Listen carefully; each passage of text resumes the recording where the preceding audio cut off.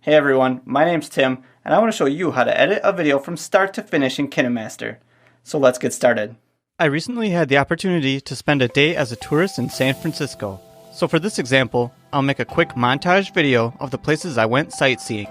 Through the process, you'll learn how to import media into KineMaster, edit a sequence, add transitions, graphics, and music, and export your final video.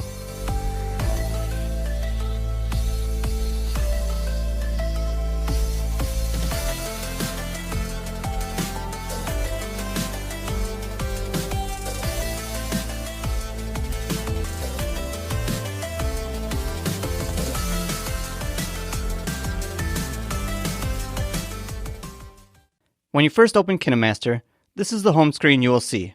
I'm working on an Android device, but the process is the same on iOS, and I will point out any significant differences between the two operating systems along the way. This large button in the center is to start a new project. The gear icon on the left is for settings. The middle button with a question mark is for help and support. And the last button on the right is for the KineMaster Asset Store. The Asset Store has additional resources which can be downloaded to use in your videos. If you already have projects started, those will appear here too. To start a new KineMaster project, tap on the plus icon. On iOS, a new empty project will open immediately, while on Android, we can choose to start with an empty project or the Project Assistant. The Project Assistant helps you create a video by adding themed elements, such as graphics and music. I will start with an empty project. Let's take a look around the editing interface. On the right-hand side is the media wheel for adding media to your project. At the top, tap Media to open the media browser, where you can add images or videos to your primary media track. Next is the Layer button, which can be used to add images, video, graphics, or effects that appear on top of your primary media track. It is important to note that the video layers will only be available on supported devices that are powerful enough to use this feature. Next is the Voice button, which lets you record narration for your video. The Audio button on the right lets you select audio files from your device or from the Asset Store. And finally, there is a Camera button at the center, which will allow you to take still images or video with either the front or rear camera. Let's add our first clips to the project. Tap the Media button, then a folder. I will select the Camera folder. You can see in my Camera folder that I have both images and videos. The icons at the bottom left of the thumbnails show you whether it's an image or a video. You can tap on a clip to add it to your timeline, or long press on a clip for more information. Here you can preview the video. Tap on the star to add the clip to your favorites folder. Tap the plus icon to add this clip to your project, and use the trash can icon to delete the clip. Once you've selected the media you want, press the check mark in the corner. The media that you have added to your project will appear on the timeline. The timeline contains media clips in a sequence. The playhead shows you what time you're at in the video. With a pinch to zoom motion, you can zoom in or zoom out on the timeline. Use this play button to play through your video. When you select a clip on the timeline, you will open the option panel. This panel contains options specific to that clip. As an example, I can mute the audio on this clip. I will tap the speaker icon for audio options, then tap this little speaker above the audio slider to mute the audio. Press the left arrow next to the option title to go back to the options panel, or press the check mark if you are done with the options panel. Along the left side of the screen is the action bar.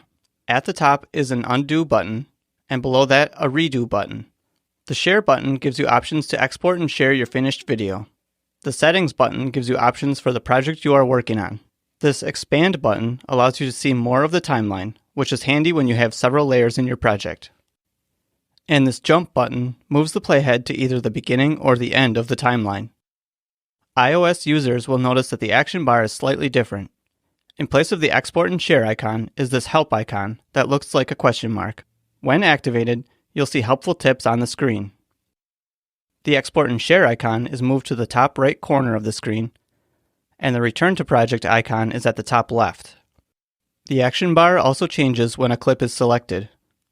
This first icon gives you options for capturing a still frame of the media on the timeline. The trash can deletes the selected clip, and this menu gives you options for duplicating the clip. If I duplicate this clip as a layer, you'll see that the action bar changes again.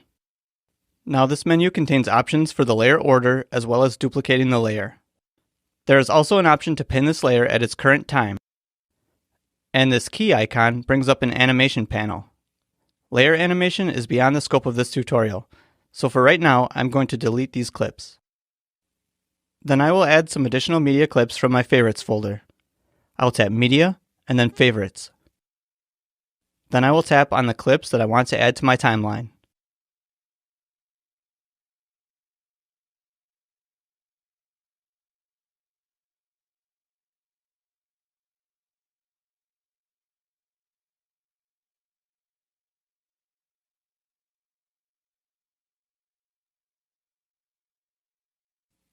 When I'm done in the media browser, I'll tap the check mark. Then I will jump back to the beginning of the timeline to start editing. One of the first things you'll want to do with your clips is trim them to only show the best parts. There are a couple ways to do this. I will select the clip on the timeline, and I can drag on the yellow handle at the beginning and end of the clip to adjust the in and out points. The other way to trim a clip is from the Options panel. I will tap on the scissors icon, and as you can see, there are more options here for trimming and splitting the clip. The first option will trim off any part of the clip that is to the left of the playhead, and likewise, the second option will trim off anything to the right of the playhead. Tap this icon to split the clip in two at the playhead. I will just undo that. Extract Audio splits the audio from the video so that you can edit it separately on the timeline. And finally, Split and Insert Freeze Frame splits the clip at the playhead and inserts that frame as a still image.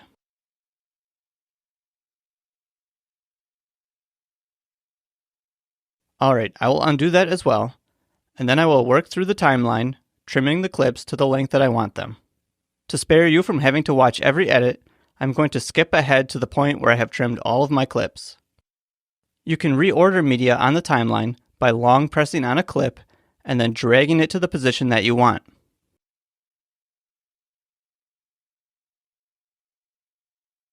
The next thing I want to do is add transitions between my clips.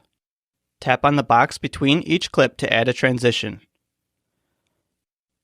Transitions are grouped by style, and there are even more options in the asset store. Since this video has a slideshow style, I will choose transitions from the presentation category. Some transitions offer additional options once selected.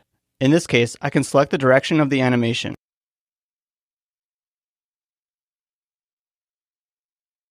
Use this slider to change the duration of the animation. I'm going to go ahead and add similar transitions throughout my video. Again, to keep you from having to watch the same thing over and over, I'm going to skip ahead to the point where all of my transitions have been added. Let's give this video a title by adding a text layer. Tap Layer, Text. I will type San Francisco for the title,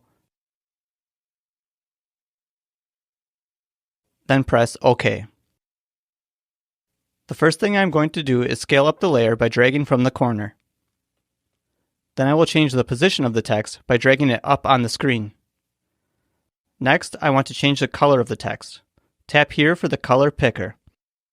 The color picker contains swatches of recently used colors, as well as a standard color palette. Or you can tap here to select your color using this color wheel. Or tap this icon to use RGB sliders.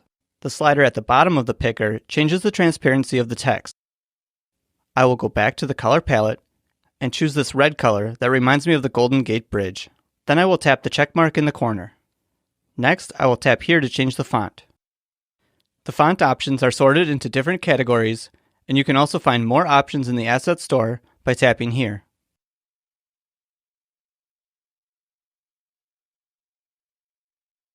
I will choose Dancing Script Bold and then tap the check mark. Scrolling down in the Options panel, you will see that there are more options for the text.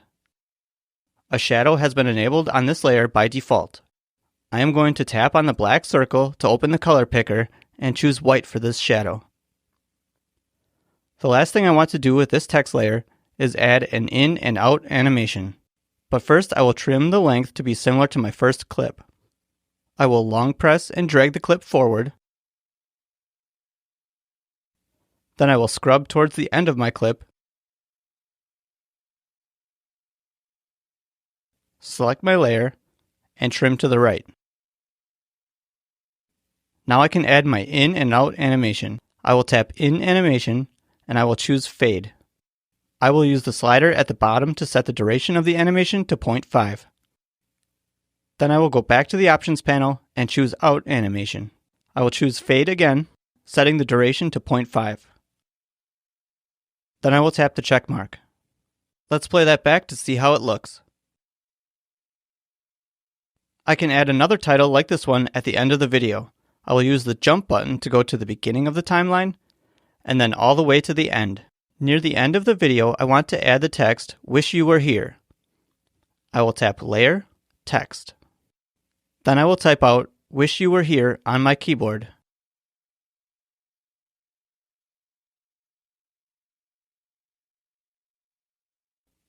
And tap OK. Now I will follow the same process I did for the opening title. I will trim the text near the end of my last clip. Then I will go back to the options panel and adjust the position and size of the text.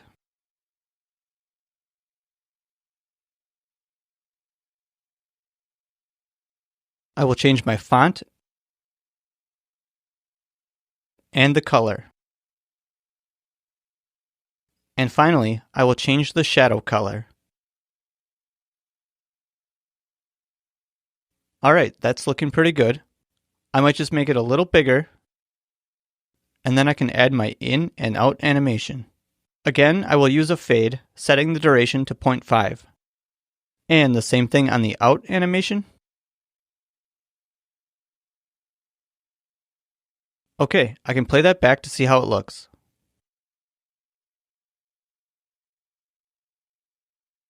And I like that, so now what I want to do is add a music track to this video.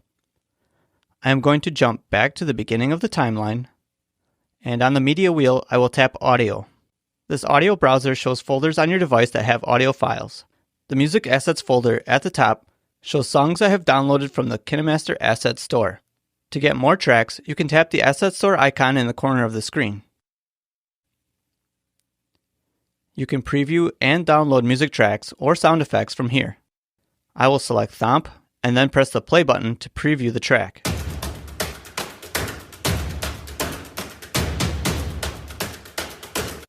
If I wanted to use this track, I would tap the download button. Since the track I want to use is already downloaded, I will tap the X in the corner to go back to the audio browser. Then I am going to choose a song called Neon Cityscape. When I select the track, I get the option to preview it from here as well. Just tap the play icon.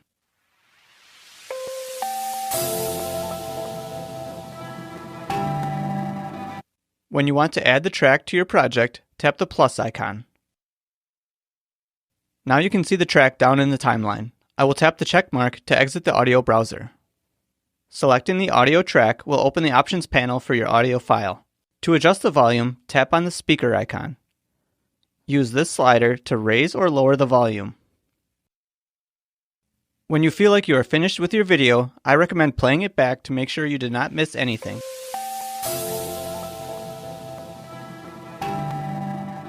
Even better, you can go back to the home screen, select your project, and from this screen, you can give your project a title.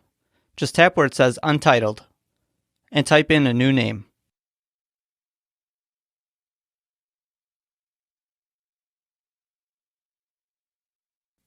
Then you can use this play button to preview your video full screen.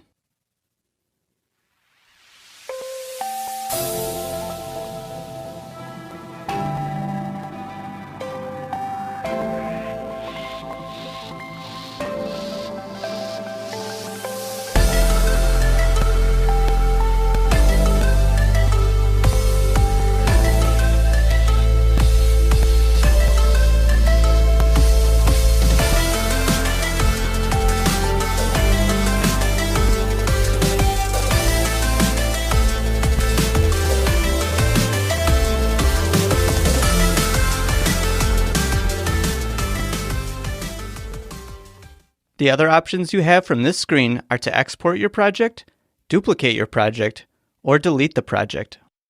Tap the Export and Share button, and you can choose to save to the video gallery or upload to YouTube, Facebook, Google+, or Dropbox.